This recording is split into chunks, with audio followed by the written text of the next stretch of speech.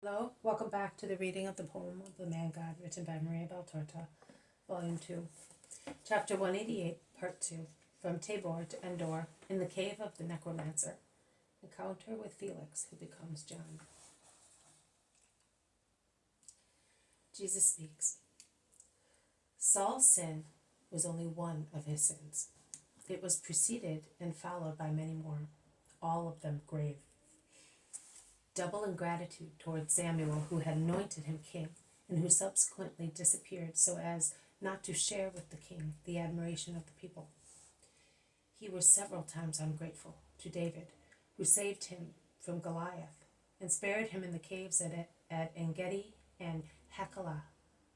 He was guilty of many acts of disobedience, and of scandalizing his people. He was guilty of grieving his benefactor, Samuel, by lacking in charity. He was guilty of jealousy, of making attempt on David's life, David being another benefactor of his, and finally, of the crime he committed here. Against whom? He did not kill anyone here. He killed his soul in here. He finished killing it. Why are you lowering your head? I am thinking, Master. You are thinking. I can see that. What are you thinking of? Why did you want to come? You must admit it was not out of mere curiosity of a scholar. We always hear someone talk of magicians, necromancers, evoked spirits. I wanted to see whether I could discover anything. I would like to know how it is done. I think that since we are destined to amaze people in order to attract them, we should be, somehow, necromancers too. You are you, and you do things by means of your power. But we must ask for power, for help in order to perform exceptional deeds, which are necessary. Are you mad? What are you saying? Shout many. Be quiet. Let him speak. He is not mad. Yes, I thought that by coming here a little of the magic of gone-by days would assume possession of me and make me greater. In your interest, believe me. I know that your present desire is a sincere one, but I will reply to you with eternal words, because they are words of the Bible, and the Bible will exist as long as man exists. Believed or mocked at, employed to defend the truth, or scorned at, it will always exist.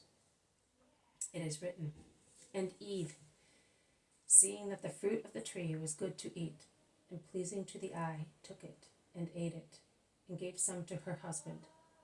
Then their eyes were opened, and they realized that they were naked, and they made themselves loincloths.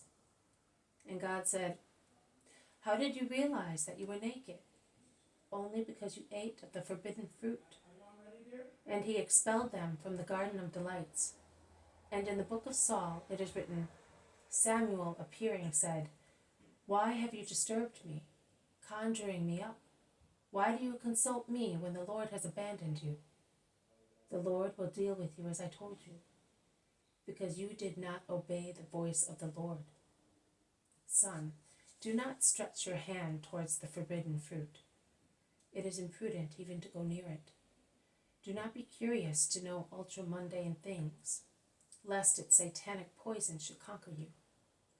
Avoid the occult and what cannot be explained. One thing only is to be accepted with holy faith, God. But avoid what is not God, and what cannot be explained by man's reason, or cannot be done by man's power, so that the source of wickedness may not be opened for you, and you may realize that you are naked, repellent in your humanity mixed with Satanism. Why do you wish to amaze people by means of obscure prodigies? Amaze them through your holiness, which should be as bright as things coming from God. Do not be anxious to rend the veils which separate the living from the dead. Do not disturb the deceased. Listen to them if they are wise, while they are on the earth. Venerate them by obeying them also after death. But do not upset their second life. Who does not obey the voice of the Lord loses the Lord. And the Lord has forbidden occultism, necromancy, Satanism in all its forms. What more do you wish to know than the word already tells you? What more do you wish to perform than your goodness and my power enable you to perform? Do not crave for sin. but for holiness, son. Do not feel mortified. I am glad that you disclosed your humanity. Many people, too many, like what you like. But the purpose of your desire, to be powerful, to attract people to me, removes a heavy weight from that humanity and puts wings on it. But they are the wings of a night bird. No, my dear Judas, put wings as bright as the sun, wings of an angel on your spirit. By the simple breeze caused by flapping them, you will attract hearts and will lead them in your wake to God. Can we go? Yes, Master. I was wrong. No, you have been an inquirer. The world will always be full of them. Come, let us get away from the stench of this place. Let us go towards the sun. In a few days it will be Passover, and afterwards we will go to your mother's. I conjure her up for you, your honest home, your holy mother. How peaceful it is. As usual, the recollection of his mother and the Master's praise for her cheered Judas. This has been a reading from the poem of the Man God, written by Maria Valtocha, Volume 2, Chapter 188, Part 2, From Tabor to Endor, in the Cave of the Necromancer, Encounter with Felix, who becomes John. Thank you for listening. I will see you tomorrow.